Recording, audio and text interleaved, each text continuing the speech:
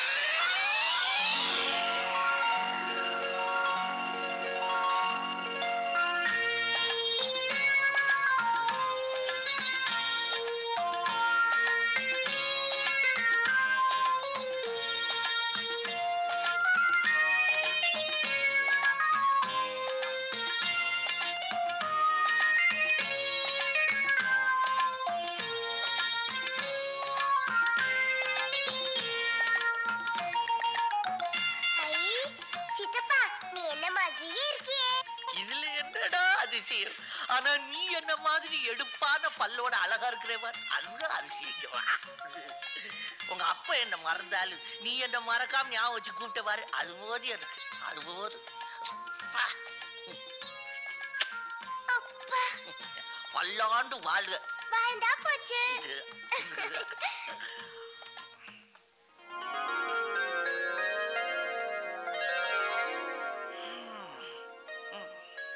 சம்பவத்துக்கும் கொடுத்து வைக்கல, அல்பாயுசிலேயே போயிட்டா. ஆமா சித்தப்பா, நான் பிறந்த உடனே அவங்க செத்து போயிட்டாங்க. பாவம். சித்தப்பா உங்களுக்கு ஒரு விஷயம் தெரியுமா? அப்பாவை அடிச்சுட்டாங்க, ஆஸ்பத்திரியில இருக்காங்க. தெரியுமே. தெரிஞ்சிருந்து ஏன் அங்க வரல? அதுலதானே சிக்கல். ஆவி இருக்குன்னு நம்பி மனப்பூர்வமா என்ன கூப்பிட்டா நான் வருவேன். இப்ப நீ கூப்பிட்டா வந்துட்டே, அவ்வளவுதான். வா ஆஸ்பத்திரி போவா. அண்ணே அண்ணே அண்ணே அண்ணே அண்ணே. சித்தப்பா அப்பா மயக்கமா இருக்காருல்ல? அதுவும் சரிதான். இருந்தாலும் நான் உணர்ச்சி வசப்பட்டுட்டேன். என்னதான் இருந்தாலும் எங்க அண்ணன் இல்லையா? இங்க பாரு, கையில பிக்கிலி டீப் ஏற்றி விட்டுருக்காங்க. மூச்சு விட முடியாம சிரமப்படுறா.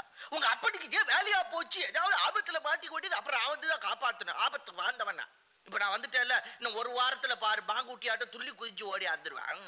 என் பிரார்த்தனை வீண் போகாது. பாரு, இப்பவே முகத்துல ஒரு புது கலை வரல. என்ன சொல்றீங்க டாக்டர்? நிஜமாவா? ஆமா சார், நிஜமா தான் சொல்றேன். ராமனுக்கு இனிமே ஒன்றும் ஆபத்து இல்ல. By God's grace he recovers well. இப்பதான் என் மனசுக்கு நிம்மதியா இருக்கு டாக்டர். உங்களுக்கு எப்படி நன்றி சொல்றதுன்னே தெரியல.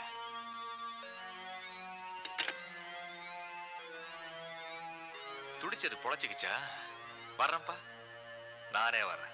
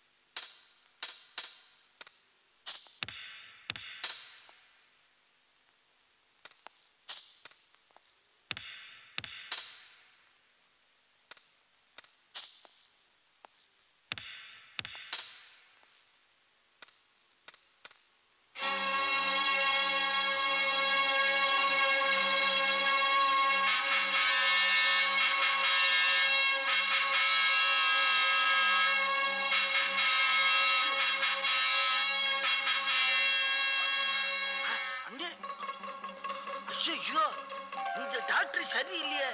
காலேஜ்ல பணம் கொடுத்து பாஸ் பண்ணிருப்பான் போல் இருக்க. எல்லாத்தையும் புடுங்கி விட்டுட்டு போயிட்டான். புடுங்கி ஐயோ அண்ணே அண்ணே ஐயோ ஐயோ ஐயோ மூச்சு முட்டுதா டாக்டர். ஐயோ அருண் அருண் மூச்சு முட்டுதுடா. மூச்சு முட்டுது. நல்லா மூச்சு விடுங்க. எனக்கு எதிரா மூச்சு அப்படிக்கு முட்டுதுடா. அந்த டீப்பு புடுங்கி விட்டுட்டா. அந்த மூக்குக்குள்ள சொருகு சொருகு உள்ள